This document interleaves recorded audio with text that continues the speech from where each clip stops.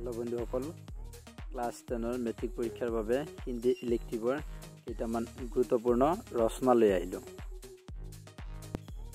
আমাৰ আজিৰ আটাইতকৈ ইম্পৰ্টেন্ট ৰচনাটো হ'ল अपने प्रिय साहित्यकार। 2 নম্বৰ ৰচনাটো হ'ল अपने जीवन का लक्ष्य। इट्स वेरी इम्पॉर्टेंट है। 3 নম্বৰ ৰচনাটো হ'ল पुस्तकालय।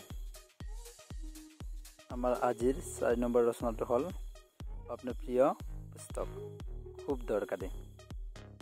5 নম্বৰ ৰচনাটো হল प्रदूषण का रोकथाम যেটো বৰ্তমানে জ্বলন্ত সমস্যা।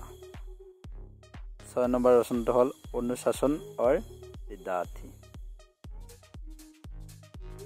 7 নম্বৰ ৰচনাটো হল पर्यटन की आवश्यकता।